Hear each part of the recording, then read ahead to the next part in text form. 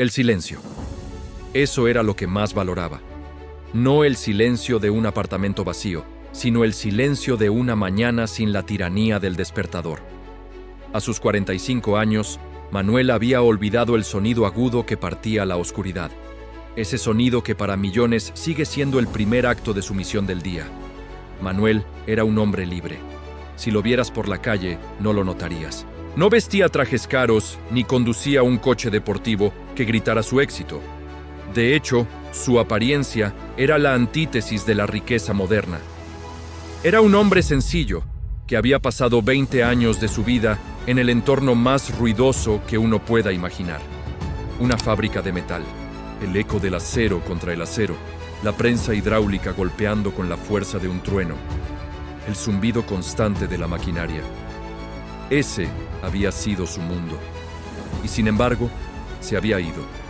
Se había jubilado décadas antes que cualquiera de sus compañeros. No había ganado la lotería. No había recibido una herencia inesperada. No había inventado una aplicación revolucionaria. La historia de Manuel es desconcertante para la mayoría porque desafía todo lo que nos han enseñado sobre el dinero. Vivimos buscando fórmulas mágicas, secretos complejos guardados bajo 7 llaves por los titanes de las finanzas.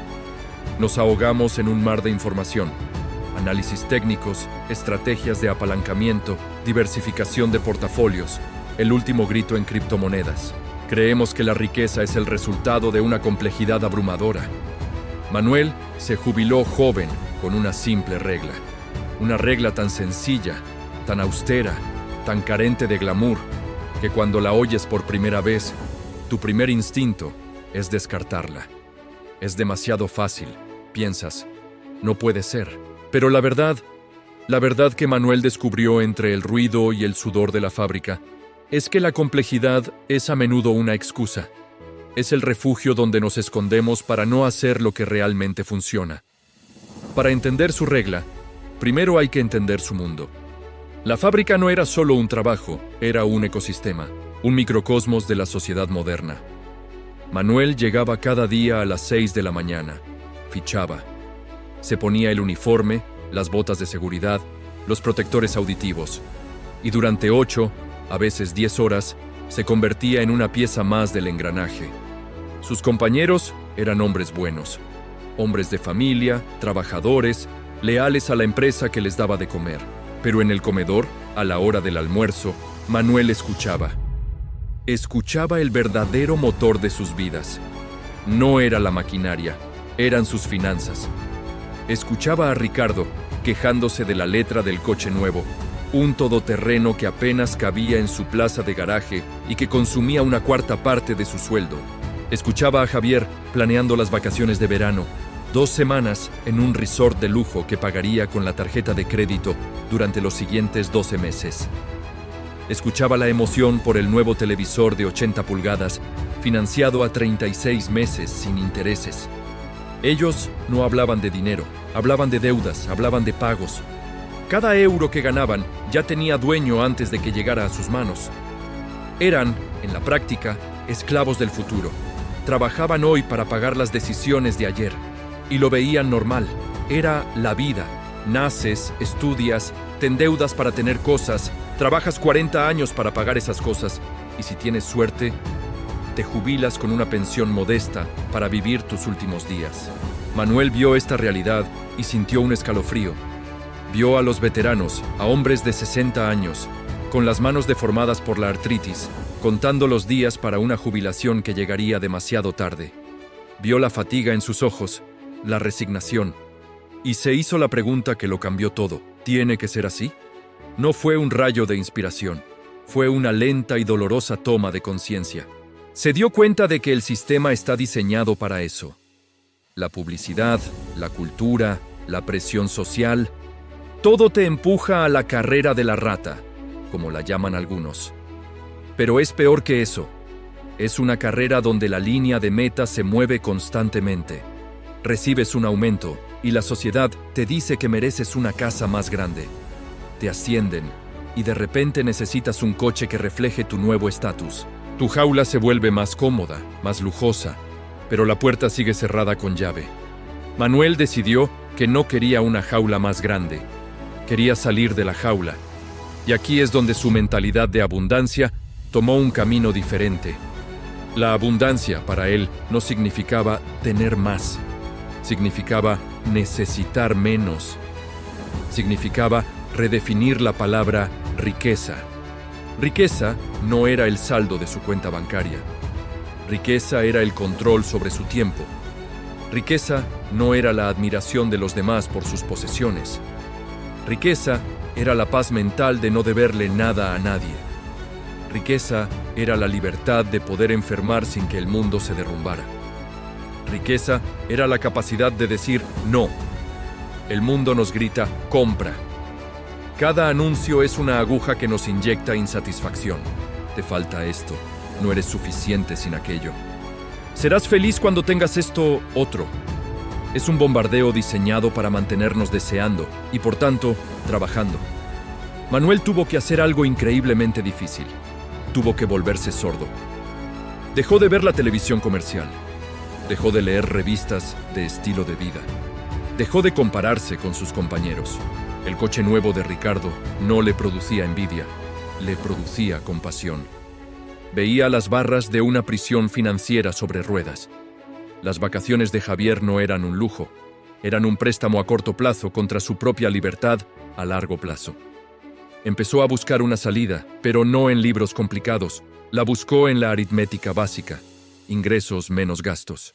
Esa simple ecuación contiene el secreto de toda la libertad financiera. La mayoría de la gente se enfoca en la primera variable, cómo aumentar los ingresos.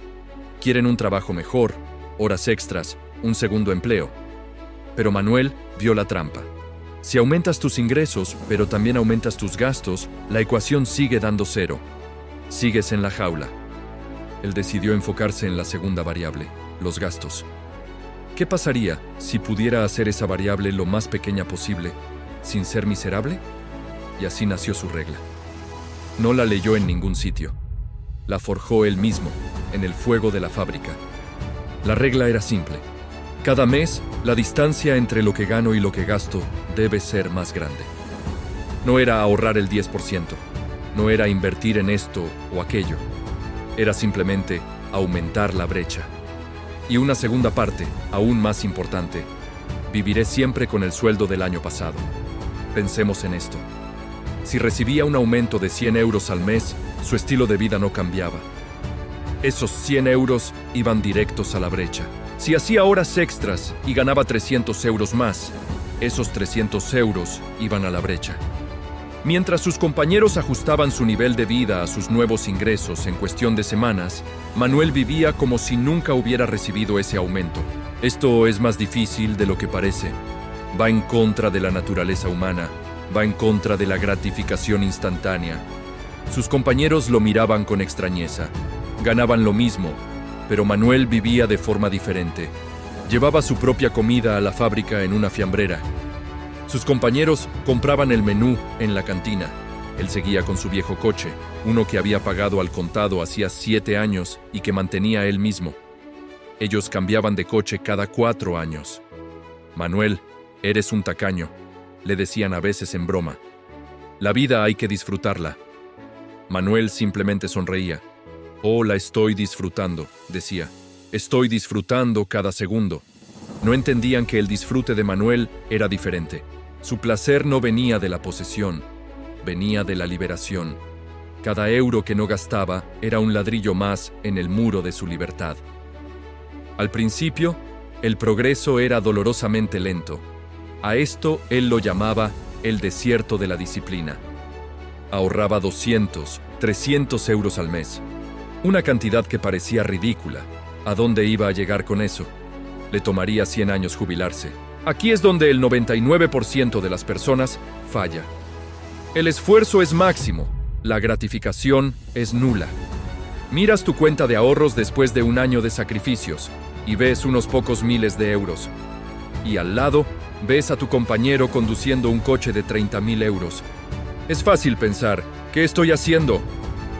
Pero Manuel entendía el secreto que la mayoría ignora, el aliado más poderoso del pobre, el interés compuesto, el dinero que trabaja. Él no era un inversor sofisticado. No compraba acciones individuales. Puso ese dinero en el vehículo de inversión más aburrido y simple que encontró. Un fondo indexado global, un pequeño pedazo de miles de empresas de todo el mundo. No intentaba ganarle al mercado, solo quería ser el mercado. Cada euro que ahorraba era un empleado que contrataba. Al principio, su equipo de empleados era diminuto, generaban centavos, pero esos centavos él no se los gastaba, los reinvertía. Y esos centavos contrataban a otros centavos. Era un ejército que crecía en silencio. Mientras Manuel sudaba en la fábrica, su dinero sudaba por él en la bolsa. Pasaron los años. 5 años. La brecha crecía. Sus aumentos de sueldo iban directos a la brecha. Sus ahorros mensuales ya no eran 300 euros, eran 800. Su pequeño ejército de dinero ya no generaba centavos, generaba euros. 10 años. Sus compañeros estaban en el mismo sitio. Ricardo tenía un coche nuevo, financiado a 6 años, porque el anterior ya se veía viejo. Javier seguía pagando las vacaciones del año anterior mientras planeaba las del siguiente. Sus deudas habían crecido al mismo ritmo que sus salarios. Manuel seguía con su coche viejo, seguía llevando su fiambrera, pero ahora algo mágico estaba pasando. Su ejército de dinero, sus inversiones, habían crecido tanto que el dinero que generaban sus inversiones cada mes era equivalente a medio sueldo de la fábrica. El dinero que ganaba mientras dormía era ya una cantidad significativa. El desierto había terminado. Ahora estaba entrando en el Valle Fértil. 15 años. La brecha era enorme. Su sueldo en la fábrica había aumentado, pero él seguía viviendo como 15 años atrás. Ahora ahorraba más de lo que gastaba, mucho más. Y su ejército de dinero era ya una fuerza formidable. Llegó un punto, un martes cualquiera, en que Manuel revisó sus cuentas y se dio cuenta de algo que le heló la sangre y le aceleró el corazón. El dinero que sus inversiones habían generado ese año era superior a su salario en la fábrica. Sus empleados silenciosos, esos euros que había enviado a trabajar hacía más de una década, ahora le traían a casa más dinero que su propio esfuerzo físico. El eco del tiempo se había vuelto más fuerte que la voz del presente. Imagina lo que eso significa. Imagina ir a trabajar cada día sabiendo que no lo necesitas. El miedo desaparece. Ese miedo sordo que atenaza a la mayoría de los trabajadores. El miedo al despido. El miedo a la crisis económica. El miedo a la opinión del jefe. Todo eso se desvaneció. Manuel iba a la fábrica, pero ya no era un obrero, era un observador. Veía la maquinaria, oía las quejas sobre las deudas y sentía una profunda serenidad. Seguía trabajando bien. Era un profesional, pero lo hacía desde una posición de poder absoluto. El poder de saber que, en cualquier momento, podía levantarse e irse. Sus compañeros no notaron el cambio. Seguían viéndolo como el tacaño Manuel, el hombre simple que no disfrutaba de la vida. No podían ver la riqueza invisible que había construido. La sociedad moderna nos entrena para ver solo la riqueza visible, el coche, la casa, el reloj. Pero la verdadera riqueza, la que te da libertad, es casi siempre invisible. Son los activos que tienes, no los pasivos que muestras. 20 años. Había cumplido 45. Había calculado su número. El número es otra parte de esa simpleza. No es ser millonario. Es saber exactamente cuánto necesitas para vivir. Gracias a su regla, sus gastos eran increíblemente bajos. Y su ejército de dinero, después de 20 años de crecimiento compuesto, generaba más del doble de lo que él necesitaba para vivir cómodamente el resto de su vida. Ese día no hubo fanfarria. Fue a la oficina del supervisor al final de su turno. El supervisor, un hombre estresado por los objetivos de producción, levantó la vista de sus papeles. ¿Qué pasa, Manuel? Vengo a presentar mi renuncia, dijo Manuel, con la misma calma con la que regaba sus plantas. El supervisor parpadeó. ¿Renuncia? ¿Has encontrado otro trabajo? ¿Te pagan más en la competencia? Manuel sonrió. Era la primera vez que muchos veían esa sonrisa plena, una sonrisa sin el peso de la obligación. No, respondió. No he encontrado otro trabajo. He encontrado mi vida. Ya no necesito trabajar. El supervisor se quedó boquiabierto. La noticia corrió por la fábrica como la pólvora. Manuel, retirado, a los 45. La única explicación que encontraron fue la más fácil, la que no requería ningún esfuerzo de introspección. Seguro que ganó la lotería y no dijo nada. Era más fácil creer en la suerte que en la disciplina. Mientras salía por la puerta de la fábrica por última vez, oyendo el portón metálico cerrarse a su espalda, Manuel no sintió euforia, sintió paz. No había vencido al sistema. Simplemente había elegido no jugar su juego. Había jugado un juego diferente, un juego más largo, un juego más tranquilo, el juego de la brecha, el juego de comprar tiempo. Y ahora tenía todo el tiempo del mundo por delante. Lo que sus compañeros no sabían es que su jubilación no era un final, era el verdadero comienzo. El verdadero viaje de Manuel comenzó donde termina el de la mayoría, en la jubilación. Pero su jubilación era un lienzo en blanco, no la breve postdata al final de una vida de trabajo. Los primeros meses fueron una descompresión. Se despertó cada día con la asombrosa revelación de que su tiempo era enteramente suyo. No había un jefe que contentar, ni un horario que cumplir, ni una producción que alcanzar. Era una libertad tan vasta que, al principio, resultaba casi vertiginosa. Mucha gente sueña con la jubilación para no hacer nada. Sueñan con playas y cócteles. Pero eso es una fantasía nacida del agotamiento. Cuando estás verdaderamente descansado, el alma no anhela la inacción, anhela el propósito. La inacción es el lujo del esclavo. La acción elegida es el privilegio del hombre libre. Manuel no se sentó en el sofá. Hizo todo aquello para lo que nunca había tenido tiempo.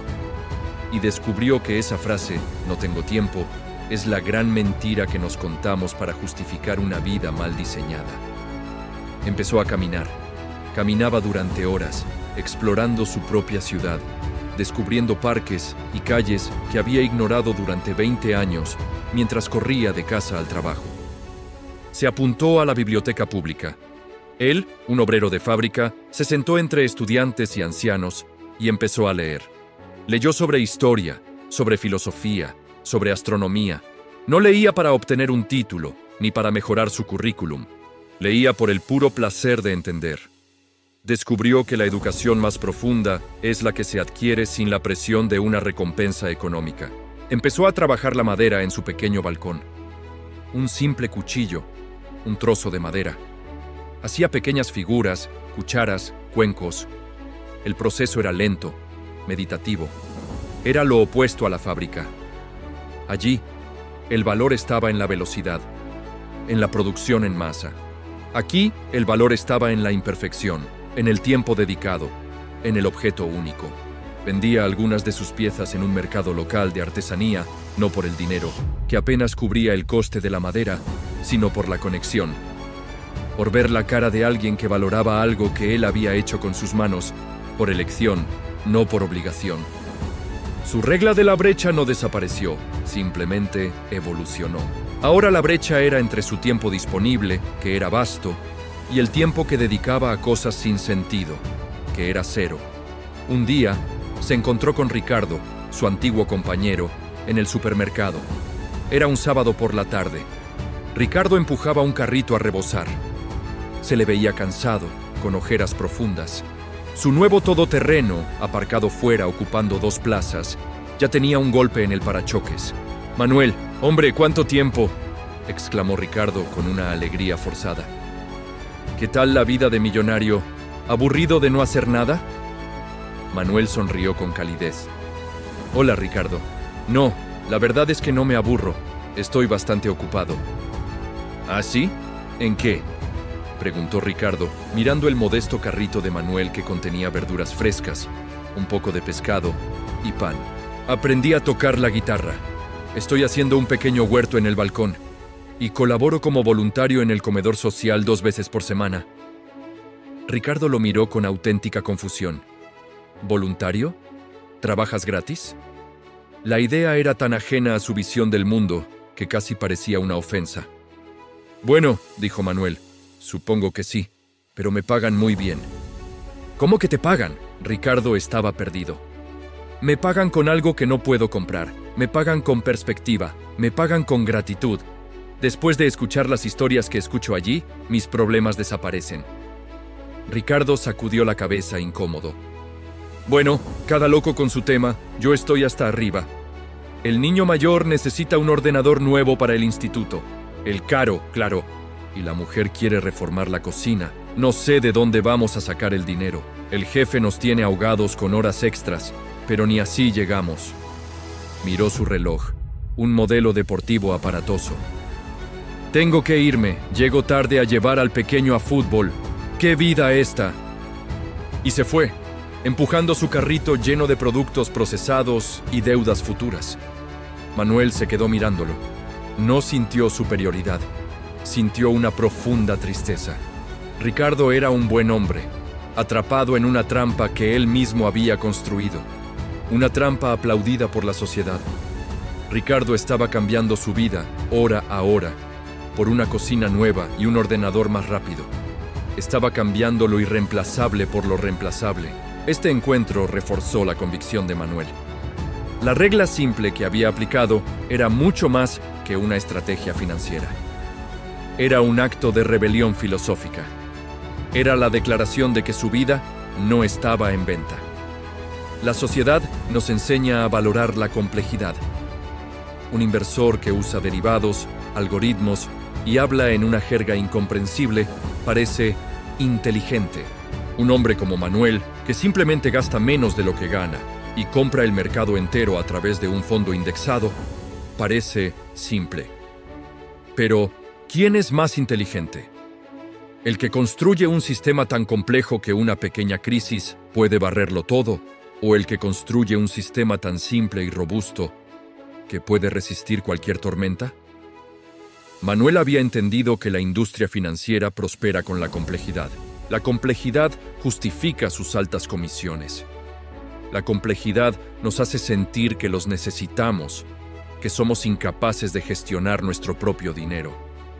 Pero la verdad es que los pilares de la riqueza son aburridos. Son tan aburridos como ver crecer la hierba. Ahorra mucho, invierte de forma consistente, evita las deudas, ten paciencia. Eso es todo. Es tan simple que hemos construido una industria multimillonaria para ocultar esa simplicidad. Manuel no pagó comisiones a gestores de fondos activos. No pagó por asesoramiento exclusivo. No pagó por predicciones del mercado. Tomó el único camino garantizado, el tiempo. La gente suele preguntar sobre el sacrificio. ¿No sentiste que te estabas perdiendo la vida? Ver a tus amigos, comprar cosas nuevas, irse de vacaciones, mientras tú llevabas tu fiambrera.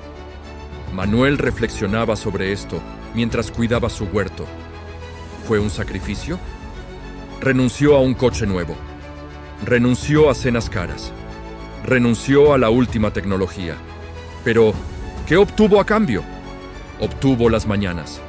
Obtuvo las tardes. Obtuvo el control de sus días. Obtuvo el fin del miedo financiero. Obtuvo la libertad de decir no a un jefe. Obtuvo la capacidad de cuidar de un familiar enfermo sin mirar el reloj. Obtuvo la paz mental. Él no lo veía como un sacrificio. Lo veía como un intercambio brillante. Había intercambiado baratijas de bajo valor por el activo más valioso del universo, el tiempo. Sus compañeros habían hecho el intercambio opuesto. Habían cambiado su tiempo, su activo más valioso, por baratijas de bajo valor. Habían comprado un coche nuevo a cambio de 2000 horas de su vida. Habían comprado unas vacaciones en un resort a cambio de 300 horas de su vida. Horas que nunca volverían. Manuel entendió que la verdadera abundancia no es financiera, es temporal. Puedes tener millones en el banco, pero si tienes que trabajar 80 horas a la semana para mantener ese estilo de vida, eres pobre. Eres un esclavo con una correa de oro, pero sigues siendo un esclavo. La abundancia es despertarse un lunes y preguntar al universo, ¿qué me apetece hacer hoy? Su vida no era extravagante, era profundamente rica. la riqueza de preparar una comida sencilla con verduras que él mismo había cultivado, la riqueza de leer un libro durante 3 horas seguidas, sin interrupción, la riqueza de sentarse en un banco del parque y simplemente observar el mundo pasar, sin prisa, sin ansiedad. Su regla simple, aumentar la brecha, era un músculo. Al principio, fue difícil de ejercitar. Requería un esfuerzo consciente para resistir la tentación. Cada vez que decía no a un gasto innecesario, el músculo se fortalecía. Con el tiempo se volvió automático. Ya no era disciplina, era su identidad. Ya no intentaba ahorrar, simplemente era una persona que no malgastaba sus recursos. Y el dinero, ese ejército silencioso, seguía trabajando para él. A pesar de estar jubilado, su patrimonio neto seguía creciendo. El interés compuesto no se jubila. Es la fuerza más poderosa del universo, y él la había puesto de su lado. Ya no necesitaba trabajar. Y, paradójicamente, cada año era más rico que el anterior. Esto le dio otra libertad.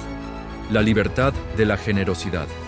No la generosidad de firmar un cheque grande en una gala benéfica para conseguir una desgravación fiscal, sino la generosidad anónima y directa.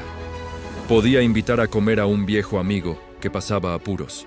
Podía dejar una propina desproporcionadamente grande a una camarera que parecía tener un mal día. Podía comprar todos los productos del mercado a una anciana vendedora al final del día para que pudiera irse a casa a descansar. Hacía estas cosas sin esperar nada a cambio. Lo hacía porque podía. Lo hacía porque su propia taza estaba tan llena que rebosaba. Esta era la verdadera mentalidad de abundancia. No era creer que el universo te daría un coche de lujo si lo visualizabas. Era haber construido una vida tan sólida que podías dar sin miedo a quedarte sin nada. Los años pasaron. Manuel vio a sus antiguos compañeros llegar, uno por uno, a la edad de jubilación oficial.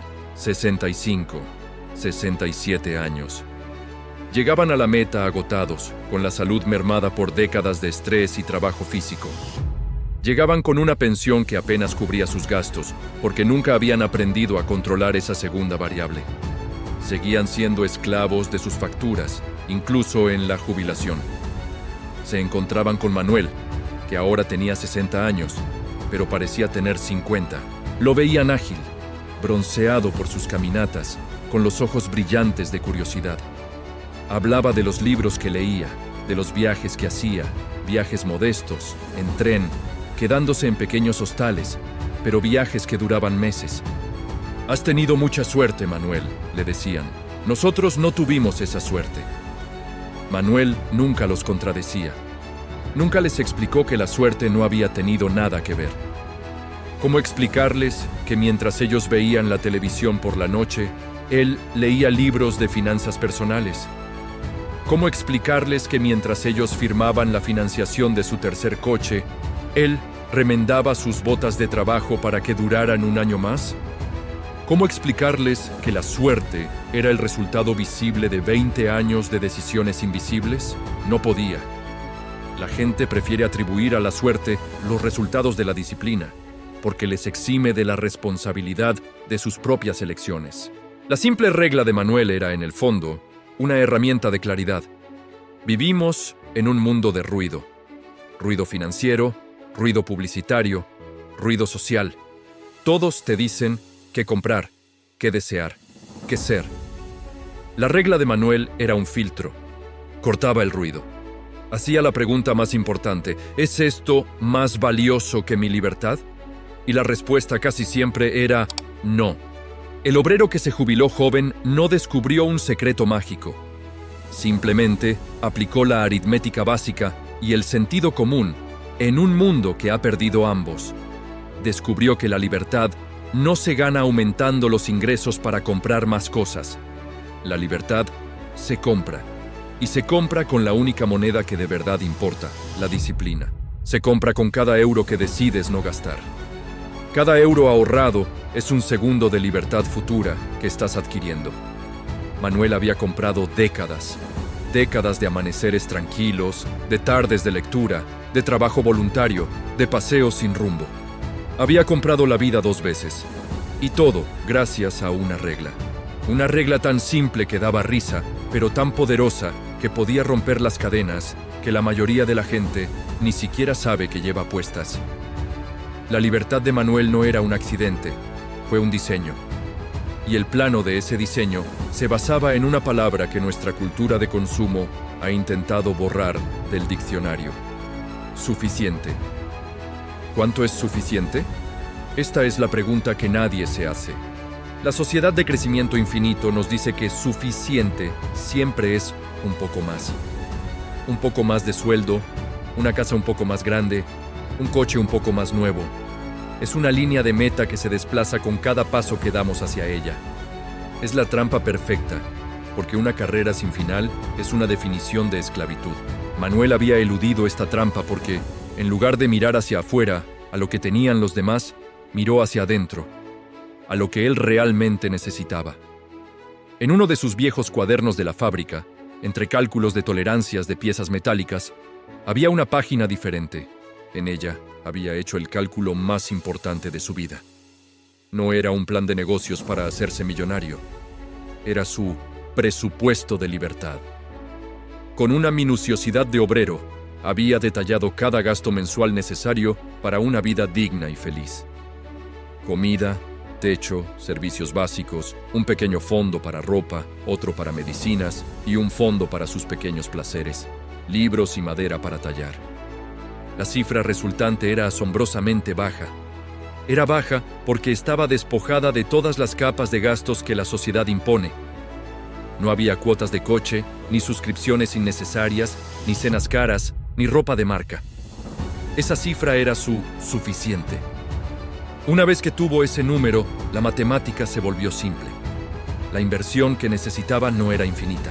Solo necesitaba acumular una cantidad de capital tal que, invertida de forma conservadora, generara esa cifra anual para siempre. La famosa regla del 4%, aunque él no la llamaba así. Él la llamaba la máquina de la libertad.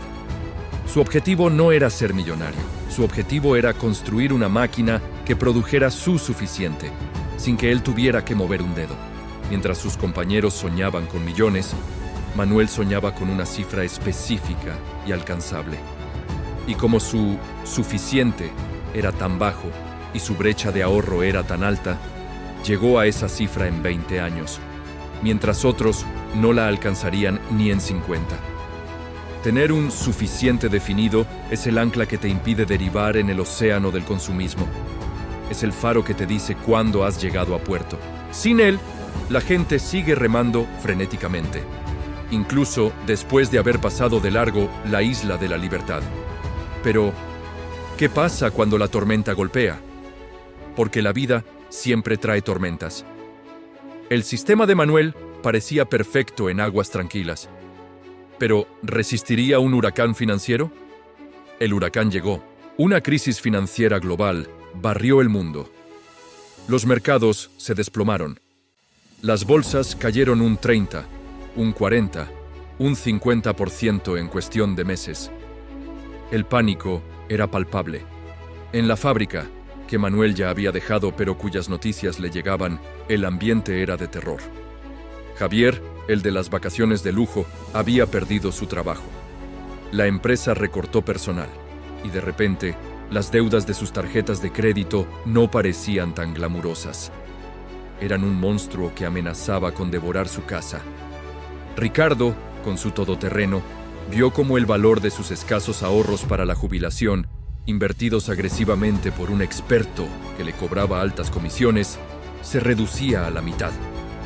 El pánico lo obligó a vender en el peor momento posible, convirtiendo una pérdida temporal de papel en una pérdida real y catastrófica. Estaba aterrorizado. ¿Y Manuel? Manuel estaba en su balcón, regando sus tomates. Su teléfono sonó. Era su sobrino, un joven inteligente y ambicioso que había empezado a trabajar en un banco y que, ocasionalmente, hablaba con Manuel sobre sus estrategias de inversión. Tío, tienes que vender. Todo se está hundiendo, gritaba el sobrino al teléfono. El mercado está en caída libre. Esto es el fin. Manuel escuchó con calma el pánico en la voz del joven. Hola, David. ¿Tú cómo estás? Estoy fatal. Mi cartera ha bajado un 30%, pero estoy vendiendo todo, cambiando a efectivo hasta que esto pase. Tienes que hacer lo mismo. Vas a perderlo todo. Manuel miró sus plantas. El sol de la mañana brillaba en las hojas. David, dijo suavemente, ¿por qué iba a vender? Porque está bajando. Vas a perder dinero. David, yo no estoy perdiendo nada. Sigo teniendo el mismo número de participaciones en mis fondos. Sigo siendo dueño de los mismos pedacitos de miles de empresas. Lo único que ha cambiado es el precio que alguien estaría dispuesto a pagar por ellas hoy. Pero yo no las estoy vendiendo hoy. Pero tío, tu patrimonio vale la mitad. Mi patrimonio, explicó Manuel, es una máquina. La máquina sigue funcionando. Las empresas siguen vendiendo productos. La gente sigue comprando comida y usando electricidad. La máquina está intacta. Lo que ha bajado es el precio de mercado, no el valor intrínseco. ¿Sabes qué es esto, David? Es una oferta. El mundo está en oferta. El sobrino no lo entendía. Para él, la inversión era un juego de números en una pantalla que subían y bajaban. Para Manuel, era ser dueño de negocios reales. Aquí es donde la simple regla de Manuel reveló su verdadera genialidad. No era solo una regla de ahorro. Era una armadura contra el pánico. Primero, como sus gastos eran tan bajos, cubiertos de sobra por los dividendos que seguían pagando muchas de sus inversiones, no necesitaba vender absolutamente nada para vivir. Podía permitirse el lujo de esperar. El tiempo, su mayor aliado, volvería a hacer su trabajo.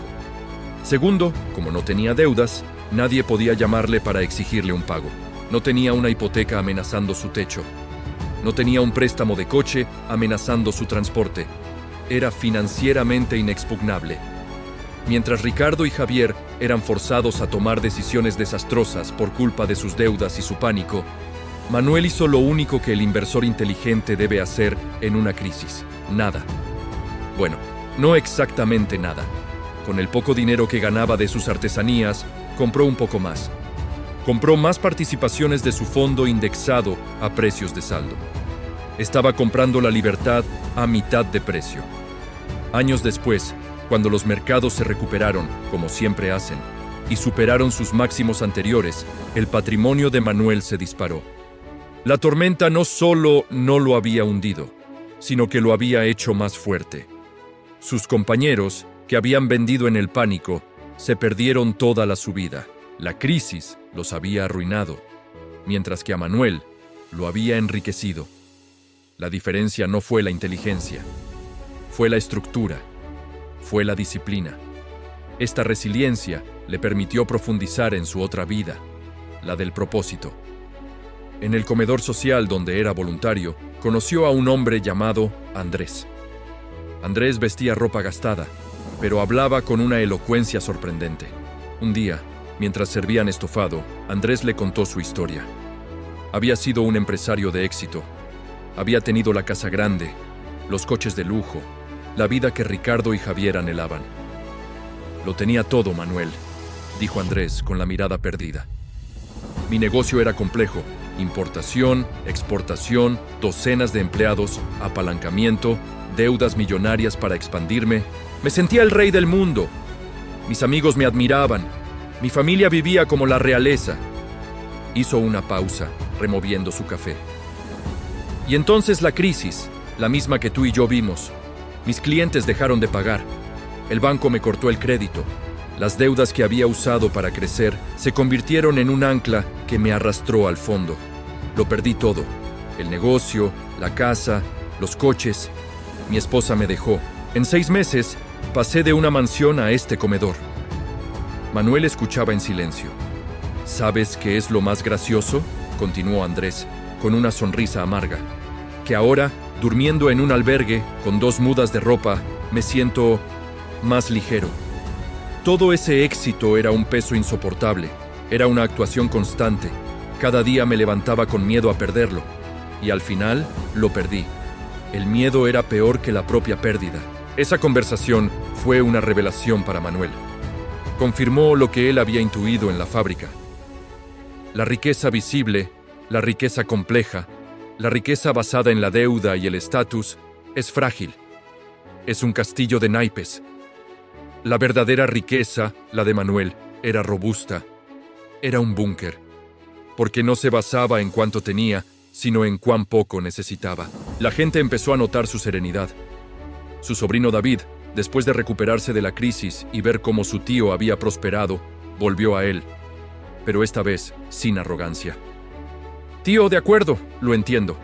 Quiero hacer lo que tú hiciste. Dime el secreto. ¿Qué fondo exacto compro? ¿Cuál es el porcentaje de asignación de activos?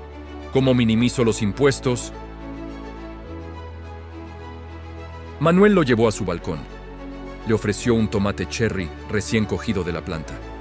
El secreto, David, no está en el fondo que compras. El fondo es la parte fácil. Compra el más barato que siga al mundo entero y olvídate. Entonces, ¿cuál es el secreto?, insistió David, impaciente. El secreto está en lo que estás dispuesto a renunciar. El secreto es que el día que te asciendan y te den ese gran bono, sigas conduciendo tu coche actual. El secreto es que cuando tu colega compre un reloj de 3.000 euros, tú mires tu muñeca vacía y sonrías, porque sabes que lo que tú tienes es tiempo, que vale infinitamente más. El secreto es dejar de intentar impresionar a gente que, en el fondo, no te importa. Le dio una palmada en el hombro. El secreto, David, es que no hay secreto. Solo hay una decisión. La decisión de valorar tu libertad por encima de la aprobación de los demás. Y luego, tener la disciplina de vivir acorde a esa decisión, todos los días, durante 20 años. David se fue pensativo. Quizás él lo intentaría. O quizás, como la mayoría, la simplicidad de la respuesta le decepcionaría. La gente busca una fórmula mágica porque la magia no requiere esfuerzo. La disciplina, en cambio, lo requiere todo. Manuel, ahora un hombre mayor, pasea por el parque. Ve a los jóvenes corriendo, mirando sus teléfonos, atrapados en la misma carrera que él vio en la fábrica hace 40 años, solo que ahora es digital. Corren tras el estatus, tras la influencia, tras la riqueza rápida. Están cambiando sus mejores años, su salud, su tiempo, por cosas que no perduran. Él se sienta en su banco favorito, saca un libro y un trozo de madera, y mientras el mundo corre frenéticamente hacia líneas de meta que se mueven, él permanece quieto, no porque haya renunciado, sino porque ya ha llegado. Su jubilación no fue el final de su vida laboral, fue el comienzo de su vida real. No construyó un imperio, no dejó un legado de edificios o millones. Dejó algo mucho más poderoso, un ejemplo. El ejemplo de que un hombre ordinario, un simple obrero, puede alcanzar la libertad extraordinaria. No a través de la suerte, ni de un genio financiero, sino a través de una simple regla. Una regla que nos recuerda que la riqueza no se mide en lo que tienes, sino en la cantidad de vida que controlas. La historia de Manuel no es una fábula. Es un mapa que muestra una ruta alternativa para salir del bosque, una ruta que no está marcada en los mapas oficiales porque no genera comisiones para los guías turísticos. Es un camino estrecho, cubierto de maleza, y requiere un tipo diferente de coraje. El coraje de ser invisible, de ser subestimado, de ser considerado simple. Su sobrino David, el joven del banco, luchó con este mapa. La idea de Manuel era un virus en su sistema. Había sido programado por la cultura del banco para la complejidad, para la acción frenética, para el crecimiento a toda costa. El secreto de su tío le parecía un insulto a su inteligencia. Nada de análisis predictivos, nada de asignación de activos exóticos, simplemente ahorrar más y gastar menos. Durante años, David intentó combinar ambos mundos. Intentó ser un inversor sofisticado mientras también intentaba ahorrar. Pero era como mezclar aceite y agua. Sus bonos bancarios se iban en un coche nuevo para impresionar a sus colegas. Su sueldo se inflaba, pero sus deudas también.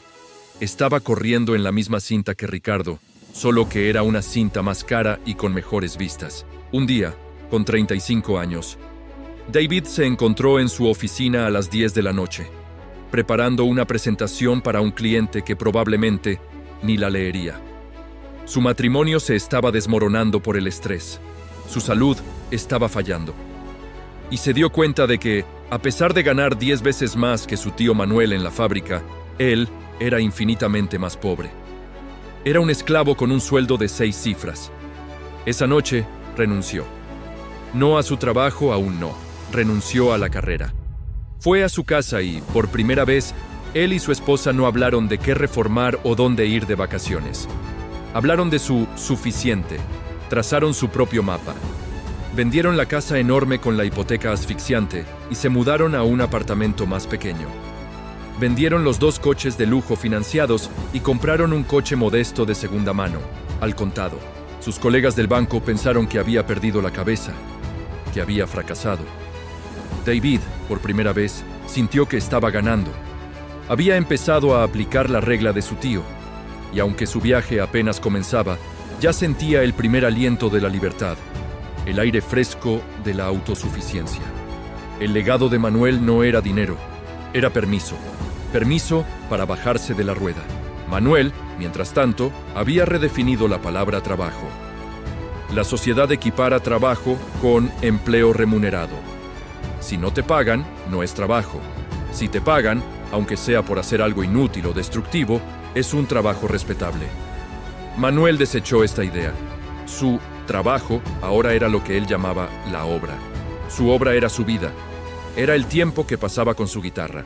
Era el consejo que le daba al joven matrimonio de su edificio, ayudándoles a trazar su primer presupuesto. Era la silla que talló para el centro comunitario. Era la escucha activa que ofrecía a Andrés en el comedor social. Este era un trabajo que no agotaba, sino que energizaba. Era un trabajo que no quitaba tiempo de vida, sino que era la vida misma. Descubrió que la jubilación temprana no es el objetivo final. La libertad financiera es solo la primera etapa. Es la herramienta que te permite pasar del trabajo de supervivencia al trabajo del alma. Vivimos en una época que glorifica la mentalidad millonaria. Nos bombardean con la idea de que debemos tener múltiples fuentes de ingresos, levantarnos a las 5 de la mañana, optimizar cada segundo, escalar nuestros negocios. Es el evangelio del más. Más ingresos, más propiedades, más seguidores. El evangelio de Manuel era el del menos. Menos deudas, menos gastos, menos posesiones, menos necesidad de impresionar. La paradoja es que la mentalidad del más a menudo conduce a menos libertad. Conduce a una vida de complejidad asfixiante. Tienes múltiples negocios que gestionar, propiedades que mantener, una imagen pública que proyectar. Te conviertes en el esclavo mejor pagado de tu propio imperio. La mentalidad de Manuel, la mentalidad del suficiente, conduce a la verdadera riqueza. Es la riqueza de la simplicidad. Su única fuente de ingresos era su ejército de inversiones. Un ejército que no necesitaba gestión, ni reuniones, ni correos electrónicos. Un ejército que trabajaba para él 24 horas al día, llueva o truene, mientras él se dedicaba a su obra. Era, en el sentido más profundo, el millonario perezoso. Su pereza era estratégica. Había construido un sistema que le permitía ser libre, mientras otros construían sistemas que los esclavizaban. Con el paso de las décadas, Manuel vio cómo el mundo cambiaba. Vio el auge de las redes sociales, donde la gente vendía su privacidad a cambio de aprobación.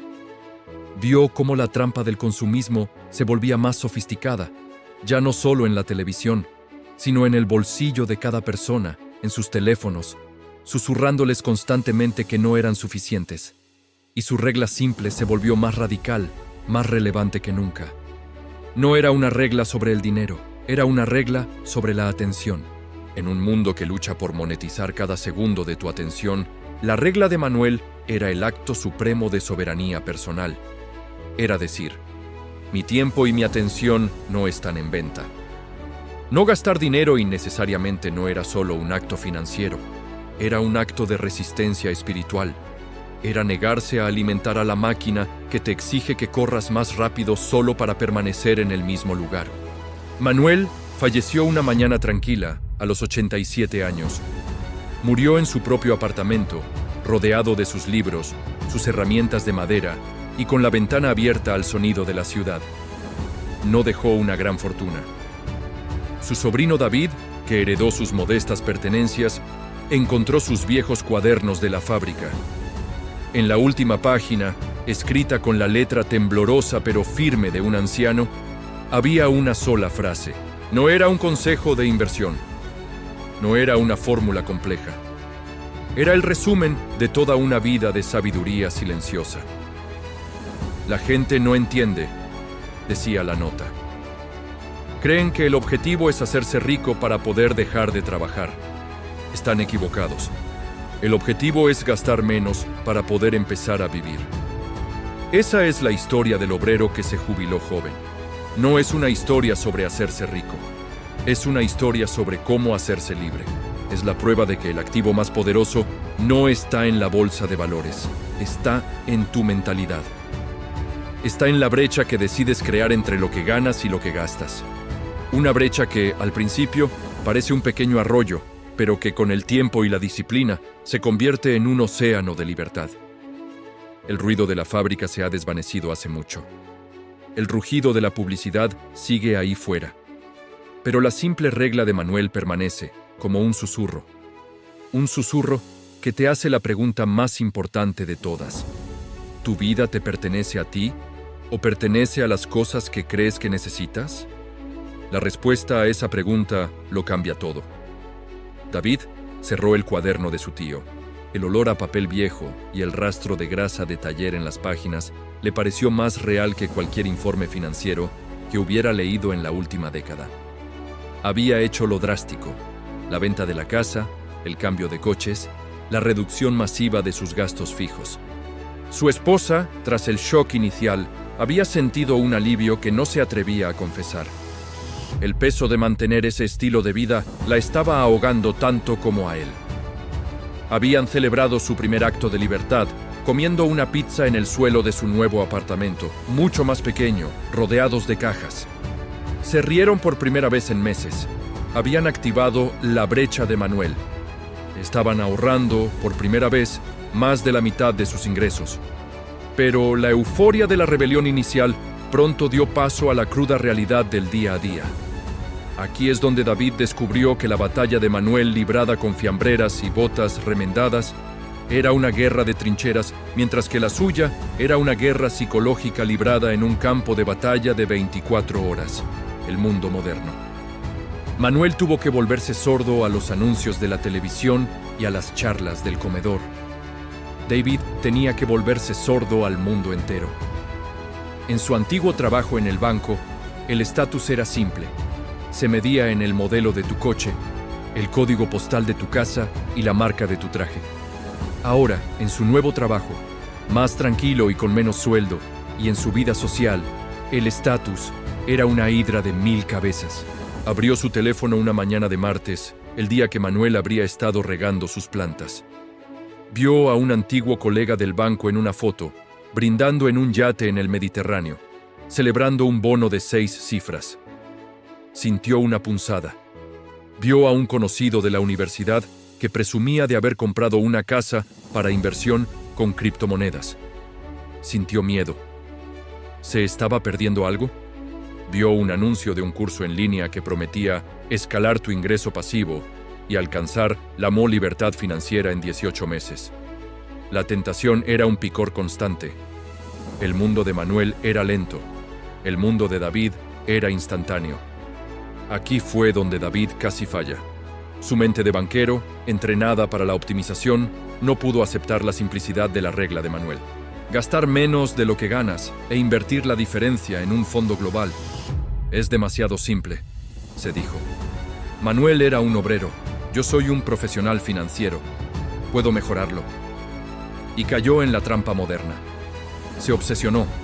Descubrió comunidades enteras en línea dedicadas a la independencia financiera. Pero lo que encontró no fue la paz de Manuel. Fue la ansiedad de la fábrica, solo que con un nuevo uniforme digital. La gente no hablaba de suficiente, hablaban de tasas de ahorro. Competían por quién podía vivir con un porcentaje menor de sus ingresos. Vivir con el 30% era de principiantes. Había que vivir con el 10%. Había que comer lentejas 7 días a la semana. Había que optimizar cada céntimo. Se sumergió en hojas de cálculo.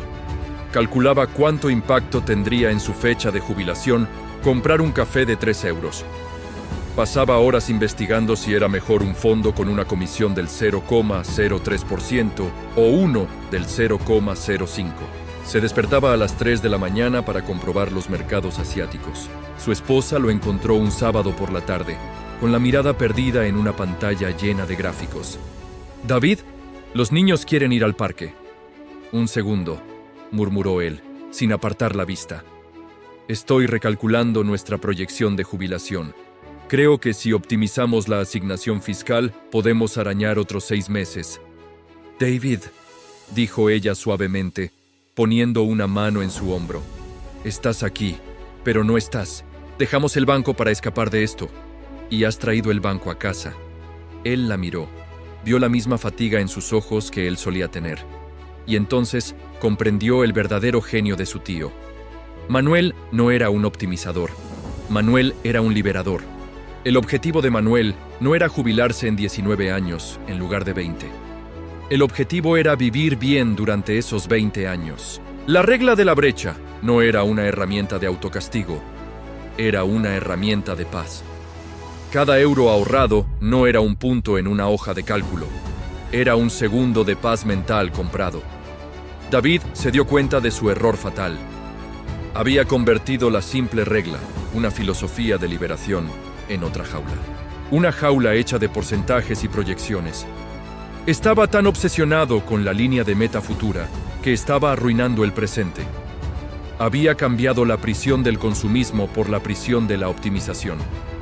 Ese día, cerró la hoja de cálculo, apagó el ordenador y por primera vez en meses llevó a sus hijos al parque sin mirar el teléfono ni una sola vez.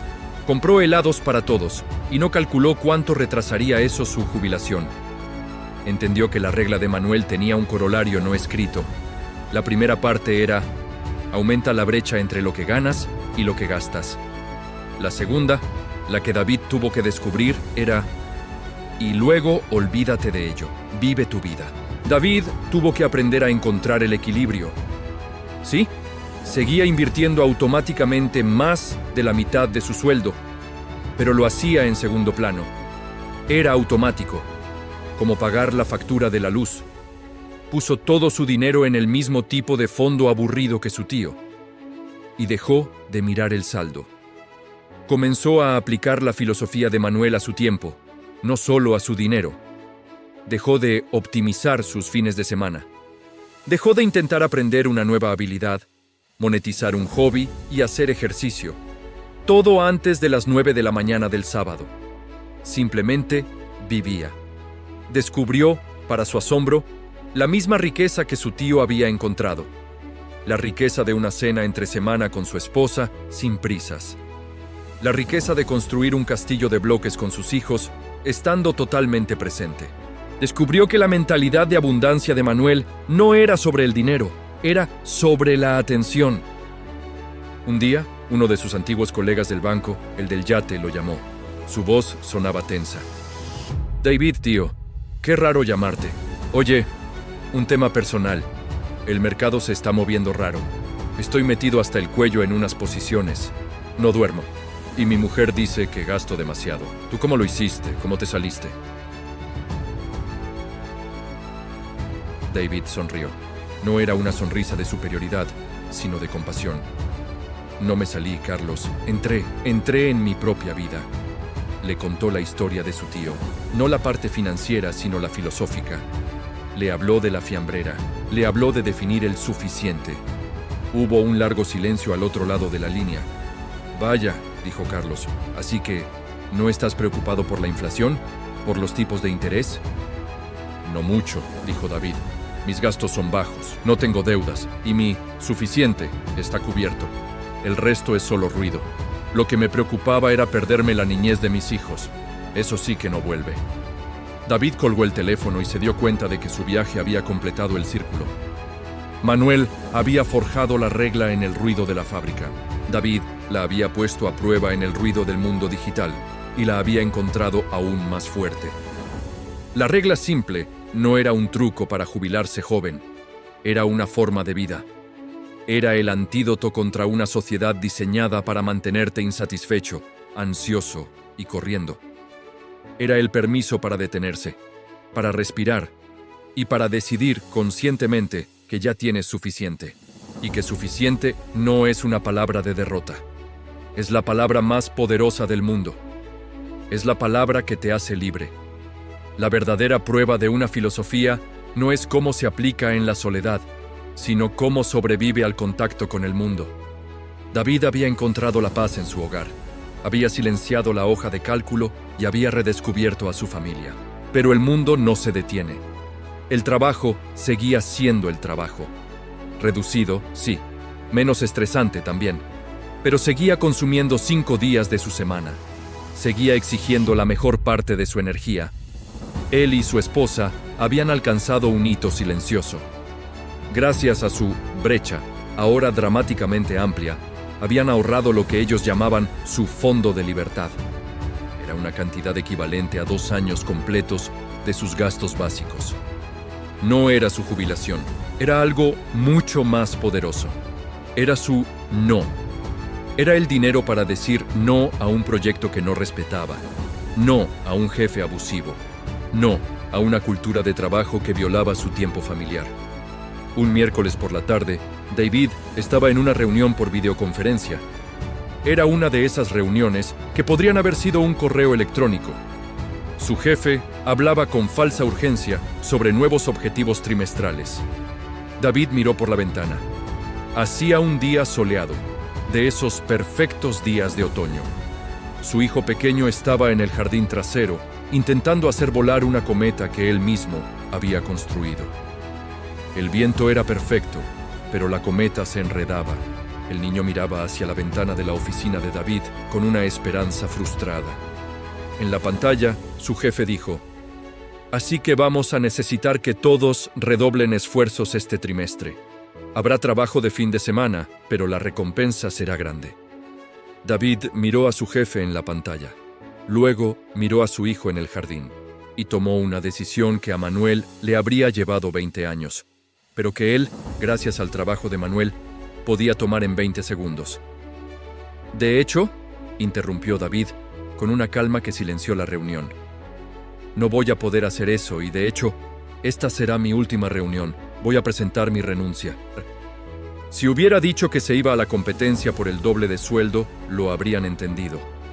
Lo habrían felicitado por su astucia. Pero él no tenía otro trabajo. «Presento mi renuncia», continuó, «porque mi hijo necesita ayuda con su cometa. Y el viento sopla ahora». Hubo un silencio absoluto. Su jefe parpadeó, incrédulo, buscando la broma. No la encontró. David cerró el ordenador. Salió al jardín. Su hijo lo miró con asombro. «¿Papá? ¿No estás trabajando?» «Ya terminé», dijo David, cogiendo la cometa. «Veamos esto. Creo que el problema está en la cola». Ese día, la cometa voló. Y por primera vez, David también. Esta es la segunda gran evolución de la regla de Manuel. Manuel la usó para comprar su futuro. David la estaba usando para comprar su presente. La brecha no era solo un plan de jubilación, era un fondo de vida. Le permitía insertar pausas en su carrera, tomarse un año sabático, o 2, o 5. Le permitía hacer lo que la sociedad moderna considera el pecado capital: ser improductivo a propósito. La noticia de su renuncia causó más revuelo que la jubilación de Manuel. Sus padres lo llamaron, aterrados. «¿Cómo puedes hacer esto? Tienes hijos. Estás en la cima de tu carrera». Su antiguo colega, Carlos, el del yate, lo llamó.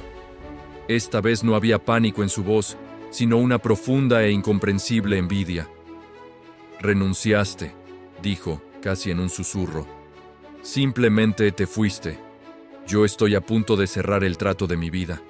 100.000 euros de bonos y sale. 100.000. ¿Y sabes qué? Daría la mitad ahora mismo por estar en tu jardín volando esa cometa».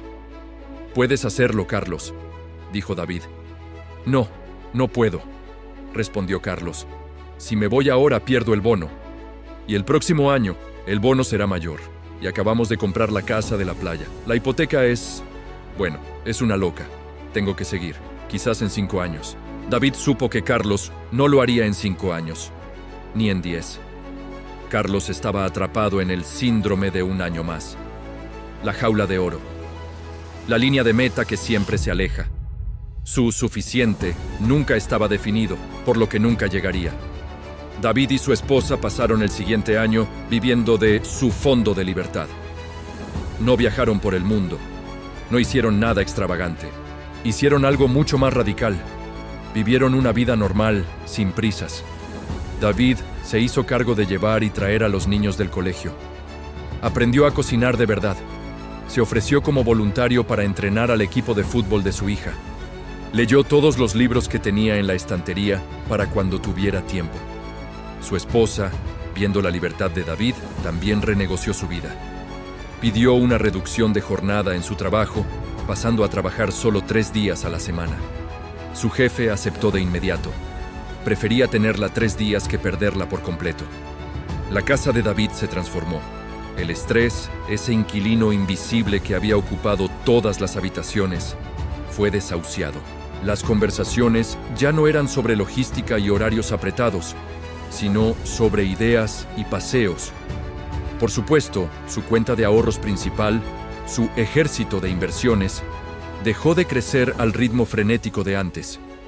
De hecho, decreció un poco para cubrir la brecha que ahora sus ingresos reducidos no cubrían. Y aquí es donde David se enfrentó a la verdadera prueba de fe. Ver su patrimonio bajar, aunque fuera ligeramente, iba en contra de todo lo que le habían enseñado. Estaba cometiendo un error. ¿Estaba sacrificando el futuro de su familia por un capricho presente? Fue a los cuadernos de Manuel.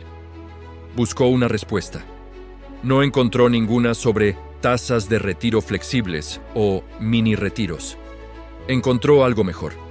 Encontró una anotación al margen de una página.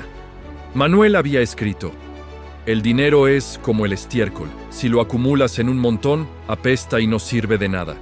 Si lo esparces por el campo, hace crecer cosas hermosas. David comprendió. El dinero no era para ser adorado en una cuenta. Era para ser usado. Era para hacer crecer la vida. Estaba usando su fondo de libertad para cultivar los años más importantes de la vida de sus hijos. Estaba comprando recuerdos. Estaba comprando presencia. Era el mejor intercambio que jamás había hecho. El legado de Manuel se estaba filtrando a la tercera generación. Los hijos de David crecían con una normalidad que ahora era revolucionaria. Crecían con un padre que estaba ahí. Crecían en una casa donde las cosas no se compraban para impresionar a nadie. Un día, su hija de 8 años llegó a casa triste. «Papá, todas mis amigas tienen el nuevo teléfono inteligente, y yo tengo este tuyo, el viejo». David se sentó con ella. No le dio un sermón sobre finanzas. Le preguntó: ¿y qué hacen con ese teléfono nuevo? «Bueno, ven videos y se mandan mensajes». «Vale», dijo David. «Nosotros no vemos tantos videos, pero ¿qué hicimos tú y yo esta tarde?» La niña pensó: «Fuimos al bosque y encontramos esa pluma de halcón y luego construimos el fuerte con las ramas». «Exacto. Y el teléfono nuevo no sabe construir fuertes. ¿Sabes lo que es la riqueza, cariño? La riqueza es tener tiempo para buscar plumas de halcón un miércoles por la tarde». Su hija no lo entendió del todo, pero sonrió. La lección no estaba en las palabras, estaba en la experiencia. Sus hijos no estaban aprendiendo sobre la frugalidad, estaban aprendiendo sobre el valor. Estaban aprendiendo que el entretenimiento que se compra es inferior al que se crea. Estaban aprendiendo a reparar sus juguetes en lugar de tirarlos. Estaban construyendo una inmunidad natural contra la enfermedad del consumismo. Después de 2 años, el fondo de libertad estaba bajo. El dinero se había esparcido y había hecho crecer cosas maravillosas. David tenía que tomar una decisión: volver al mundo corporativo, a la jaula de oro, o, mejor dicho, él veía el mundo de forma diferente. Ya no era una ambición vertical de escalar posiciones. Era una ambición horizontal, ampliar su vida. No volvió al banco. Inició un pequeño negocio, una consultoría financiera, pero radicalmente distinta. La llamó La Brecha, en honor a su tío. Su eslogan era: no te ayudo a hacerte rico, te ayudo a hacerte libre. Sus clientes no eran millonarios, eran profesores, enfermeras, ingenieros, gente atrapada en la carrera de la rata, como Ricardo y Javier, pero que intuía que había otra salida. David no les vendía fondos de inversión complejos. Les enseñaba a calcular su suficiente. Les daba permiso para gastar menos. Les ayudaba a construir su primer fondo de libertad. Su negocio era pequeño. Ganaba una fracción de lo que ganaba en el banco, pero era suyo. Trabajaba desde casa, en sus propios términos. Tenía suficientes ingresos para cubrir sus gastos bajos y volver a alimentar a su ejército de inversiones que volvía a crecer lenta y firmemente en segundo plano. David se había convertido en la versión moderna de Manuel. Manuel había encontrado la paz en el silencio de sus plantas y su madera. David la encontró en el ruido de sus hijos y en las conversaciones transformadoras con sus clientes. Había tomado la regla simple de un obrero de fábrica y la había adaptado a un mundo de complejidad digital. Y había demostrado que el principio era eterno. La libertad no es un número en una cuenta bancaria, es un estado mental.